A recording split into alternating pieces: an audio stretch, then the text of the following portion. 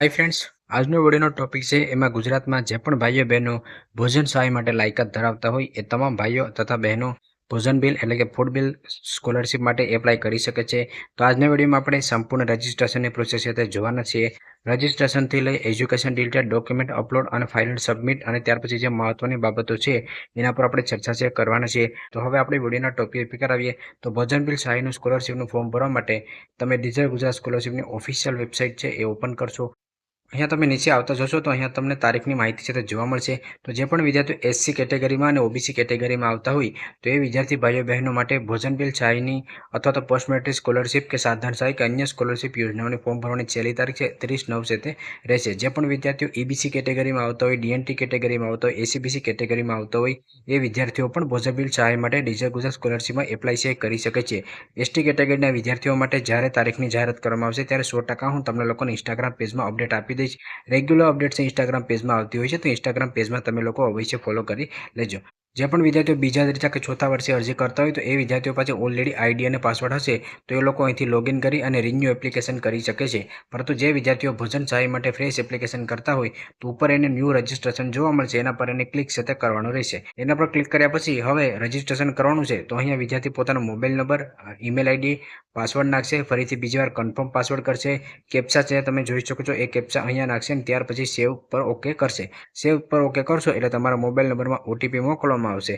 એ OTP તમે નાખી દેશો એટલે તમારું આઈડી અને પાસવર્ડ છે જનરેટ થઈ જશે, જે તમને ટેક્સ્ટ મેસેજ દ્વારા મોબાઈલમાં મળી જશે. ત્યાર પછી ફરીથી તમે લોગિનના પેજમાં આવી જશો. લોગિન પેજમાં આવ્યા પછી હવે અહીંયા તમને લોગિનનો ઓપ્શન જોવા મળશે, જેમાં અહીંયા સિલેક્ટ જોવા મળશે, એના પર તમે ક્લિક કરશો. ત્યાર પછી મોબાઈલ નંબર તમારે પસંદ કરી લેવાનો રહેશે. મોબાઈલ નંબર પસંદ કર્યા બાદ નીચે તમારો જે પણ મોબાઈલ નંબર હોય યુઝરનેમ એ તમે ફિલઅપ કરશો. તમે જે પણ પાસવર્ડ બનાવ્યો તો એ પોતાનો પાસવર્ડ નાખજો. કેપ્ચા તમે જે જોઈ શકો છો કેપ્ચા તમે નાખશો.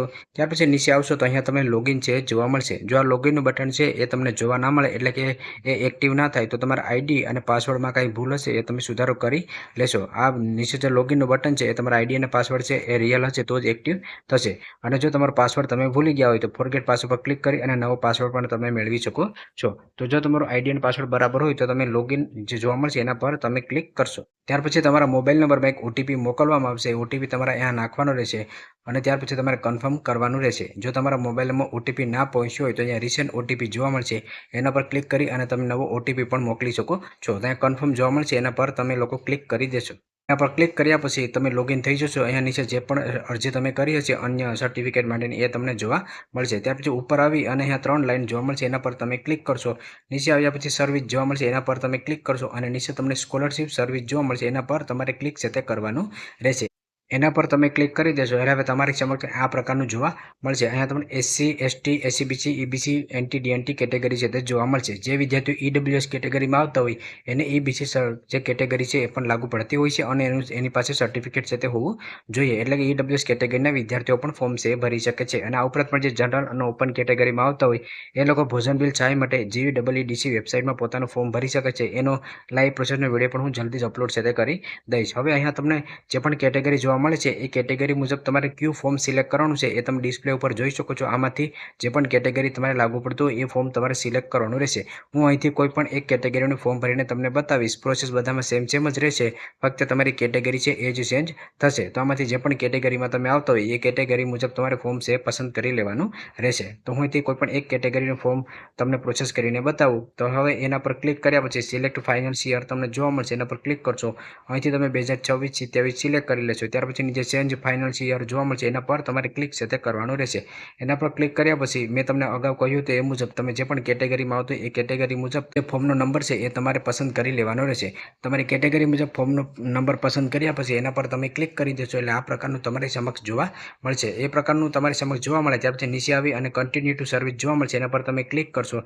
એક રિક્વેસ્ટ આઈડી જનરેટ થઈ જશે. ત્યાર પછી તમારે કન્ટિન્યુ છે તે કરી દેવાનું રહેશે. કન્ટિન્યુ તમે કરી દેશો ત્યાર પછી હવે તમે જે ફોર્મ ભરવા માટેનું પેજ છે રજિસ્ટ્રેશન પેજ એમાં પહોંચી જશો.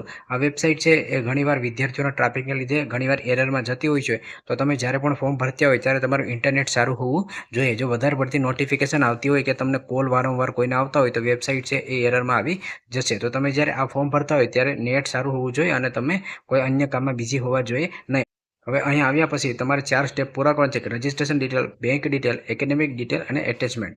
રજિસ્ટ્રેશન ડિટેલમાં પહેલાં તમારું જે પ્રોફાઇલમાં તમે નામ અપડેટ કર્યું છે એ તમામ નામ તમને જોવા મળશે, જેમાં ફર્સ્ટ નેમ, મિડલ નેમ અને તમારી સરનેમ છે એ જોવા મળશે.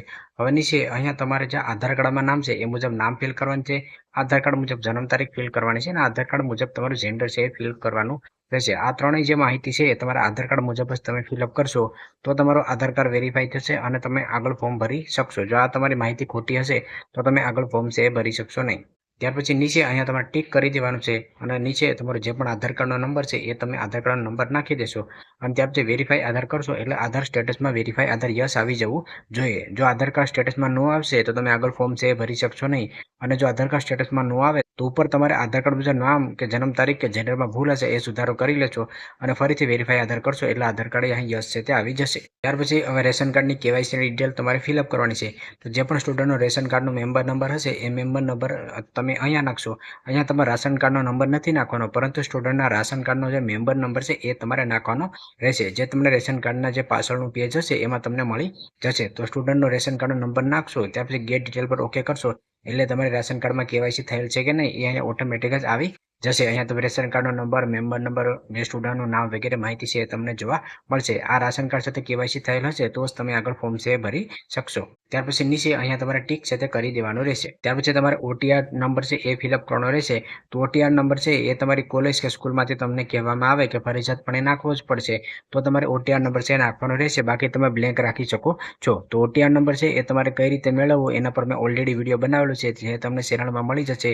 એ મુજબ તમે પ્રોસેસ કરી અને OTR નંબર પણ મેળવી શકો છો. તો OTR નંબર તમે મેળવી ત્યાર પછી નાખી અને તમારે ગેટ OTR ડિટેલ છે તે કરવાનું રહેશે. પરંતુ તમારી સ્કૂલ કે કોલેજમાંથી એવું કહેવામાં આવે કે ફરજિયાત નથી તો તમે આને ખાલી રાખી શકો છો. ત્યાર પછી નીચે આવશો તો જે પણ તમારી માતાનું નામ હોય એ તમે અહીંયા ફિલઅપ કરી દેશો. ત્યાર પછી નીચે કોમ્યુનિટી કેટેગરીમાં આવશો તો જે પણ કેટેગરી તમે પસંદ કરી હશે એ મુજબ અહીંયા કેટેગરી તમને જોવા મળશે. તમે OBC કરેલી હોય, SCBC કરેલી હોય, EBC કરેલી હોય, SC કરેલી હોય કે ST કરેલી હોય, જે પણ કેટેગરી હશે એ તમને અહીંયા જોવા મળશે. તમારી કેટેગરી પસંદ કર્યા પછી જે તમારી કાસ્ટ હશે, જે સબ કાસ્ટ એ આમાં તમામ ખુલી જશે. એમાંથી તમારે જે પણ સબ કાસ્ટ હોય એ તમે પસંદ કરી લેશો. ત્યાર પછી રિલિજન તો આમાંથી હિન્દુ, બૌદ્ધ, શીખ આમાં 3 જ કેટેગરી જોવા મળે છે, કારણ કે મેં SC કેટેગરી પસંદ કરી છે એટલા માટે. તમે અધર કેટેગરી પસંદ કરશો તો તમને મુસ્લિમ છે એ પણ જોવા મળશે, હિન્દુ પણ જોવા મળશે, શીખ પણ જોવા મળશે અને જૈન પણ જોવા મળશે. તો એ તમારી કેટેગરી મુજબ અહીંયા રિલિજન આવશે, એમાંથી જે પણ તમે રિલિજનમાં હોય એ તમે પસંદ કરી લેશો. ત્યાર પછી મેરેજ થયેલું સ્ટેટસ તો અનમેરિડ, ડિવોર્સ થયેલા હોય, વિડો હોય કોઈ બહેન, મેરિડ થયેલા હોય તો જે તમારો હોય એ મુજબ તમે પસંદ કરી લેશો. ત્યાર પછી તમારા પિતાનો વ્યવસાય શું છે, તો જે પણ વ્યવસાય કરતા હોય, કોઈ નોકરી કરતા હોય, કોઈ ફળ વેચનાર હોય, માળી હોય, સોની હોય, છૂટક મજૂર હોય, ખેતી કરતા હોય, તો એ તમારે જે પણ હોય તમારા પિતાનો વ્યવસાય એ મુજબ તમે અહીંયાથી પસંદ કરી લેશો. ત્યાર પછી જે તમારા આવકના પ્રમાણપત્રમાં ઇન્કમ હોય એ ઇન્કમ તમારે અહીંયા નાખી દેવી. ત્યાર પછી જો કોઈ પણ વિદ્યાર્થી ભાઈ કે બહેન છે એ અનાથ હોય તો યસ કરશે, બાકી અહીંયા નો કરી દેવું. જેના માતા પિતા હયાત ના હોય એને યસ કરવું, બાકી તમામ વિદ્યાર્થીઓને નો કરી દેવું. ત્યાર પછી તમારો મોબાઈલ નંબર અને ઈમેલ આઈડી છે તમને અહીંયા જોવા મળશે. હવે અહીંયા આવશે અગત્યની બાબત જે તમને પોસ્ટ મેટ્રિક સ્કોલરશીપમાં જોવા નહીં મળે, પરંતુ ભોજન બિલ સહાયના ફોર્મમાં તમને જોવા મળશે. ભોજન બિલ સહાય છે એ ફક્ત જે હોસ્ટેલમાં રહેતા હોય એને જ મળવાપાત્ર થતી હોય છે. તો અહીંયા માહિતી નાખવામાં તમારે ખૂબ જ ધ્યાન રાખવું. અને જે વિદ્યાર્થીઓ હોસ્ટેલમાં રહેતા હોય અને ભોજન બિલ સહાય માટે એપ્લાય કરતા હોય એને હોસ્ટેલનું સર્ટિફિકેટ પણ અપલોડ કરવાનું હોય છે. તો હોસ્ટેલનું સર્ટિફિકેટ તમારે ક્યાંથી ડાઉનલોડ કરવું અને હોસ્ટેલનું સર્ટિફિકેટનું ફોર્મ તમારે કઈ રીતે ભરવું એના પર મેં ઓલરેડી વિડીયો બનાવેલો છે, જેની લિંક હું નીચે ડિસ્ક્રિપ્શનમાં નાખી દઈશ. તો અહીંયા તમે આવશો તો અહીંયા તમને ડે સ્કોલર અને હોસ્ટેલનો ઓપ્શન જોવા મળશે. ત્યાં અહીંયા ફક્ત તમને હોસ્ટેલ જ જોવા મળશે, કારણ કે જે વિદ્યાર્થીઓ હોસ્ટેલમાં રહીને અભ્યાસ કરતા હોય એને જ ભોજન બિલ સહાય મળવાપાત્ર થશે. તો હોસ્ટેલ તમે રહેવા દેશો. ત્યાર પછી બાજુમાં હોસ્ટેલ ટાઈપ જોવા મળશે. આમાં 3 કેટેગરી જોવા મળશે, ગવર્મેન્ટ, ગ્રાન્ટેડ અને પ્રાઇવેટ. તો જો તમે કોઈ સમરસ હોસ્ટેલમાં કે સરકારી સમાજ કલ્યાણ હોસ્ટેલમાં રહેતા હોય કે જ્યાં તમને ભોજન છે એ ફ્રીમાં મળતું હોય તો તમને આ સહાય છે એ મળવાપાત્ર થશે નહીં. તો આ એ જ વિદ્યાર્થીઓને મળશે કે જે વિદ્યાર્થીઓ ફી ભરીને હોસ્ટેલમાં રહેતા હોય, જેમાં પ્રાઇવેટ કે કોઈ ગ્રાન્ટેડ હોસ્ટેલ હોય કે જેમાં તમે જમવા માટેની ફી ભરતા હોય તો જ તમને આ ભોજન બિલ સહાય છે તે મળવાપાત્ર થતી હોય છે. તો આમાંથી તમારી જે હોસ્ટેલ હોય એ મુજબ તમે પસંદ કરશો. ત્યાર પછી અહીંયા તમારી હોસ્ટેલ કઈ જગ્યાએ આવેલ છે, રૂરલ કે અર્બન, એ તમારી પસંદગી અનુસાર તમે પસંદ કરી શકો છો. ત્યાર પછી નીચે આવશે 3 ઓપ્શન તમને જોવા મળશે કે તમારી જે હોસ્ટેલ છે એ ડિપાર્ટમેન્ટ દ્વારા ચલાવવામાં આવે છે. જો ડિપાર્ટમેન્ટ દ્વારા ચલાવવામાં આવતી હોય તો યસ કરશો, બાકી તમે નો કરી દેશો. જો તમારી હોસ્ટેલ છે એ કોલેજ સાથે જોઈન્ટ છે એટલે કે એટેચ છે, સંલગ્ન છે, જો હોય તો યસ કરશો, બાકી તમે નો કરી દેશો. ત્યાર પછી હોસ્ટેલમાં તમને ફ્રીમાં ફૂડ આપવામાં આવે છે કે નહીં, જો ફ્રીમાં ફૂડ આપવામાં આવતું હોય તો તમારે યસ કરવાનું છે, બાકી નો કરી દેવું. પછી નીચે આવશો તો હવે એડ્રેસની માહિતી, તો અહીંયા સ્ટેટ તમને જોવા મળશે ગુજરાત. ત્યાર પછી નીચે ખુલશે ડિસ્ટ્રિક્ટ એટલે કે જિલ્લો. તો જે પણ તમારો જિલ્લો હોય એ તમારે પસંદ કરી લેવાનો રહેશે. જિલ્લા મુજબ તમામ તાલુકા ખુલશે, એમાંથી જે તમારો તાલુકો હોય એ તમે પસંદ કરી લેશો. રૂરલ અને અર્બન જોવા મળશે, તો તમે ગ્રામ્ય વિસ્તારમાંથી આવો છો કે શહેરી વિસ્તારમાંથી, એ તમારી પસંદગી અનુસાર તમે સિલેક્ટ કરશો. ગ્રામ્યમાંથી હોય તો રૂરલ અને શહેરમાંથી હોય તો તમે અર્બન પસંદ કરી શકો છો. ત્યાર પછી તમારે તાલુકા મુજબ ગામના નામ ખુલશે, એમાંથી જે પણ તમારું ગામનું નામ હોય એ તમે પસંદ કરી લેશો. ત્યાર પછી અહીંયા જે પણ તમારું ફૂલ એડ્રેસ હોય એ તમે ફિલઅપ કરશો, અને જે તમારો વેલિડ પિનકોડ હોય, જે તમારા આધાર કાર્ડમાં હોય એ પિનકોડ અથવા જે પણ તમારો તાલુકાનો પિનકોડ હોય એ તમે નાખી દેશો. ત્યાર પછી નીચે આવશો તો અહીંયા હવે તમારે ટિક કરવાનું છે, એટલે તમારું હાલનું અને કાયમી સરનામું છે એ કોપી પેસ્ટ થઈ જશે, એટલે કે બીજી વાર તમે અહીં માહિતી છે એ ફિલઅપ કરવાની જરૂર રહેશે નહીં. પરંતુ જો હાલનું અને કાયમી સરનામું અલગ અલગ હોય તો તમે અલગ અલગ પણ ફિલઅપ છે કરી શકો છો. ત્યાર પછી નીચે તમને સેવ એ નેક્સ્ટ જોવા મળશે, એના પર તમારે ક્લિક છે તે કરી દેવાનું રહેશે. તમારે જે ડેટા હશે એ સેવ થઈ જશે. જો અત્યાર સુધી તમે વિડીયો જોઈ રહ્યા હોય અને વિડીયો તમને પસંદ આવતો હોય તો વિડીયોને લાઇક કરવાનું ભૂલશો નહીં, અને સ્કોલરશિપ તમારી ક્યારે જમા થશે એના પર પણ હું વિડીયો બનાવતો રહીશ. તો ચેનલમાં ન હોય તો ચેનલને સબસ્ક્રાઈબ કરી રાખજો. હવે આપણે બેંક ડિટેલના પેજમાં પહોંચી ગયા છે, તો પહેલાં અહીંયા તમે ટિક કરી દેશો. ત્યાર પછી જે પણ વિદ્યાર્થી ભોજન બિલ સહાયનું ફોર્મ ભરતા હોય તો એનું જે બેંક અકાઉન્ટ હશે એની માહિતી નાખવાની રહેશે. તો અહીંયા વિદ્યાર્થીનું જે બેંકમાં ખાતું હોય એનો આઈએફએસસી કોડ નાખશો. ત્યાર પછી તમે શો બેંક ડિટેલ પર ઓકે કરશો, એટલે તમારું બેંકનું નામ અને બેંકની બ્રાન્ચ છે એનું નામ છે એ ઓટોમેટિક જ આવી જશે. એ તમારા આઈએફએસસી કોડ ઉપરથી ઓટોમેટિક આવી જશે. ત્યાર પછી જે પણ બેંકનો અકાઉન્ટ નંબર હોય એ તમારે અહીંયા નાખવાનો રહેશે. એકવાર નાખી અને બીજી વાર તમારે કન્ફર્મ ચેક કરવાનો રહેશે. અહીંયા તમે જે પણ બેંકનું જે ખાતા નંબર તમે નાખતા હોય એ વ્યવસ્થિત સમજી વિચારીને નાખો, કારણ કે જે પણ તમારી સ્કોલરશિપની રકમ છે એ તમારા બેંક અકાઉન્ટમાં જ આવશે. અને જે પણ બેંક અકાઉન્ટ તમે અહીંયા નાખતા હોય એ તમારા આધાર કાર્ડ સાથે ફરજિયાતપણે લિંક થયેલો હોવો જોઈએ. જો બેંક ખાતું તમારા આધાર કાર્ડ સાથે લિંક નહીં હોય તો સ્કોલરશિપ છે જમા થશે નહીં. તો સમજી વિચારીને તમારે અહીંયા માહિતી છે નાખી દેવી. ત્યાર પછી તમે નીચે આવશો તો જે પણ તમારી બેંકની પાસબુક મુજબ તમારું નામ હોય એ તમારે અહીંયા ફિલઅપ કરી દેવું. ત્યાર પછી નીચે ટિક કરી અને સેવ એ નેક્સ્ટ જોવા મળશે, એના પર તમારે ક્લિક સાથે કરી દેવાનું રહેશે. એના પર તમે ક્લિક કરી દેશો એટલે હવે તમે એજ્યુકેશનના પેજમાં આવી ગયા છો. એજ્યુકેશનના પેજમાં આવ્યા પછી અહીંયા તમને સિલેક્ટ યોર એડમિશન ટાઈપ જોવા મળશે, એના પર ક્લિક કરી અને જે પણ સીટમાં તમે એડમિશન લીધું હોય એ તમારી પસંદ અનુસાર તમે સિલેક્ટ કરશો. મેનેજમેન્ટ કોટામાં લીધું હોય, સેલ્ફ ફાઇનાન્સ સીટમાં લીધું હોય, TFWSમાં લીધું હોય, વેકેન્ટ સીટમાં લીધું હોય, તો જે પણ સીટમાં તમે એડમિશન લીધું હોય એ તમે પસંદ કરશો. યુનિવર્સિટી એનરોલમેન્ટ નંબર જોવા મળશે, એ ફરજિયાત નથી, તમે એને ખાલી રાખી શકો છો. ત્યાર પછી અહીંયા જે પણ કોર્સમાં તમે એડમિશન લીધું છે એ તમારે પસંદ કરવાનું રહેશે. તો સિલેક્ટ યોર પ્રેઝન્ટ કોર્સ જોવા મળશે, પહેલાં એમાં તમે ક્લિક કરશો. જેમાં પણ તમે એડમિશન લીધું હોય તમે પસંદ કરી શકો છો. તમે એગ્રીકલ્ચરમાં લીધું હોય, BAમાં લીધું હોય તો આર્ટ્સ કરશો, તમે CFમાં લીધું હોય, કોમર્સમાં લીધું હોય જેમ કે BCOMમાં લીધું હોય તો કોમર્સ પસંદ કરી શકો છો. તમે BEdમાં લીધું હોય તો એજ્યુકેશન કરી શકો છો. BEમાં લીધું હોય તો એન્જિનિયરિંગ કરી શકો છો. જે પણ કોર્સમાં તમે એડમિશન લીધું હોય એ મુજબ તમે પસંદ કરવાનું રહેશે. તમે MBBSમાં લીધું હોય તો મેડિકલ કરશો, આયુર્વેદિકમાં લીધું હોય તો મેડિકલ કરશો, BSc નર્સિંગ GNMમાં લીધું હોય તો પેરામેડિકલ કરશો, B.Pharm D.Pharmમાં લીધું હોય તો ફાર્મસી પસંદ કરી શકો છો. તો જે કોર્સમાં તમે એડમિશન લીધું હોય એ તમે સિલેક્ટ કરશો. ત્યાર પછી એ સબ કોર્સ ખુલી જશે, એમાંથી જે પણ તમે કોર્સમાં એડમિશન લીધું એ કોર્સ આમાં ખુલી જશે એમાંથી, તો એ કોર્સ તમે આમાંથી પસંદ કરી લેશો. ત્યાર પછી જે પણ કોર્સમાં તમે એડમિશન લીધું છે એ ફર્સ્ટ યરમાં છે, સેકન્ડ યરમાં છે, થર્ડ યર, ફોર્થ યરમાં એ પસંદ કરવાનું છે. તો જે વિદ્યાર્થીઓ રિન્યુઅલ એપ્લિકેશન કરતા હશે એને સેકન્ડ, થર્ડ અને ફોર્થ યર આવશે. જે ફ્રેશ એપ્લિકેશન કરતા હશે એને ફર્સ્ટ યર પસંદ કરવાનું રહેશે. ત્યાર પછી નીચે આવશો તો જે કોલેજમાં તમે એડમિશન લીધું છે એ કોલેજ ક્યાં જિલ્લામાં આવેલી છે એ જિલ્લો તમારે અહીંથી પસંદ કરવાનો રહેશે. તો જે કોલેજમાં તમે લીધો એનો જિલ્લો હોય એ તમે અહીંયા સિલેક્ટ કરી લેશો. ત્યાર પછી એ જિલ્લા મુજબ તમામ કોલેજ ખુલશે, એમાંથી જે પણ કોલેજમાં તમે એડમિશન લીધું હોય એ કોલેજ તમારે અહીંથી પસંદ કરવાની રહેશે. તમારે જે જિલ્લો પસંદ કરશો એ મુજબ જ તમામ કોલેજ છે તે ખુલશે. જો અહીંયા કોઈ કોલેજ તમને જોવા ન મળે તો તમારી કોલેજનો જિલ્લો અલગ હોઈ શકે છે, તો તમે જિલ્લો બદલાવીને ચેક કરી શકો છો. ત્યાર પછી અહીંયા તમને સિલેક્ટ યોર બ્રાન્ચ કોડ જોવા મળશે. જો આમાં કાંઈ પણ જોવા મળે તો તમે ટિક કરશો, બાકી તમે આમને આમ જ રહેવા દેશો. ત્યાર પછી અહીંયા હવે તમારે હોસ્ટેલની તારીખ નાખવાની રહેશે. તમે જે સ્કોલરશિપનું ફોર્મ ભરતા હોય એમાં તમારે કોલેજની તારીખ નાખવાની હોય છે, જ્યારે ભોજન બિલ સહાયના ફોર્મમાં તમારે હોસ્ટેલની તારીખ છે તે નાખવાની હોય છે. તો આ તારીખની માહિતી તમને ક્યાંથી મળશે? તો આ હોસ્ટેલની તારીખની માહિતી તમારી હોસ્ટેલમાંથી તમને મળી જશે. તો જે પણ તમારા હોસ્ટેલના વોર્ડન હોય અથવા તો તમારે જે પણ મેનેજમેન્ટ હોય તમારી કોલેજ કે યુનિવર્સિટી કે હોસ્ટેલનો, એને તમે પૂછો એટલે હોસ્ટેલની તારીખ તમને ત્યાંથી મળી જશે. એ જે તારીખ તમને ત્યાંથી આપવામાં આવે એ છેલ્લી અને પહેલી તારીખ તમારે નાખવાની રહેશે. તો એ કેલેન્ડર ઓપન થશે, એમાંથી તમે તારીખ છે એ નાખી શકો છો. ત્યાર પછી હવે એજ્યુકેશનની માહિતી ફિલઅપ કરવાની રહેશે. તો હાલ તમે જે પણ અભ્યાસ કરતા હોય અને પહેલાં તમે ધોરણ 10થી લઈને જે અભ્યાસ કર્યો હોય એ તમામ વર્ષની માહિતી નાખવાની રહેશે. જેમ કે તમે BSc નર્સિંગ UG કોર્સમાં પહેલા વર્ષમાં એડમિશન લીધું હોય તો તમારે ધોરણ 10, 11 અને 12ની માહિતી આવશે.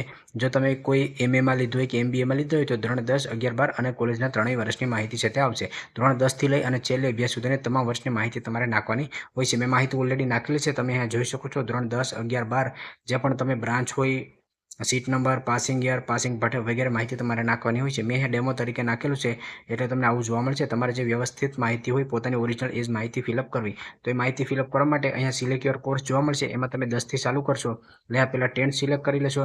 ત્યાર પછી અહીંયા ફરીથી તમે 10 પસંદ કરશો. સ્ટ્રીમમાં તમે જનરલ નાખી દેશો. ધોરણ 10નો સીટ નંબર નાખશો.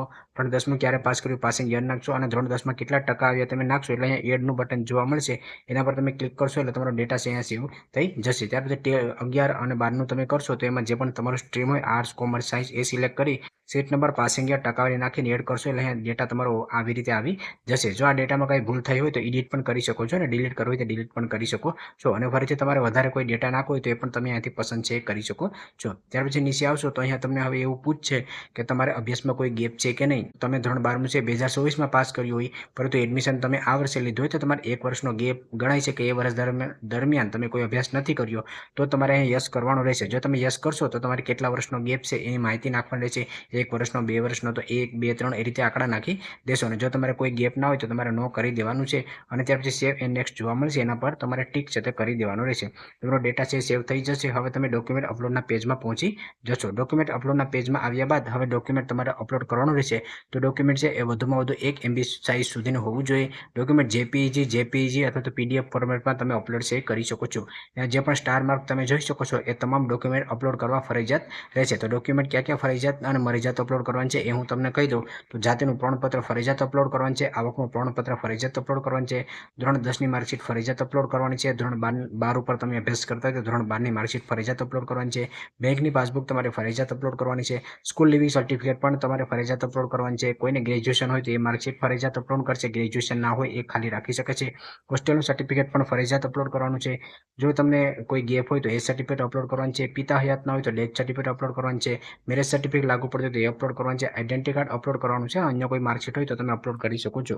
ત્યાર પછી અહીંયા તમે નીચે આવશો તો તમારે અહીંયા પાસપોર્ટ સાઇઝનો ફોટો અપલોડ કરવાનો છે. તો બ્રાઉઝ પર ઓકે કરી મોબાઈલની ગેલેરી કે પીસીમાંથી તમે ફોટો છે અપલોડ કરી લેશો. તો આ તમામ ડોક્યુમેન્ટ તમે અપલોડ કરી લો ત્યાર પછી તમારે ફોર્મને સેવ કરવાનું રહેશે. જે પણ ડોક્યુમેન્ટ તમે અપલોડ કરો એ તમારે ઓરિજિનલ જ ડોક્યુમેન્ટ અપલોડ કરવાના રહેશે. એટલે જે પણ તમારી પાસે ઓરિજિનલ ડોક્યુમેન્ટ હોય એને તમે સ્કેન કરી અને પછી અપલોડ છે કરી શકો છો. જો કોઈ પણ ડોક્યુમેન્ટ ઓરિજિનલ તમારી પાસે ના હોય અને કોલેજમાંથી એ ચલાવી લેતા હોય તો તમે ઝેરોક્સ પણ અપલોડ કરી શકો છો. ત્યાર પછી તમે નીચે આવશો તો તમને સેવ એઝ ડ્રાફ્ટ જોવા મળશે, એના પર ક્લિક કરવાનું રહેશે.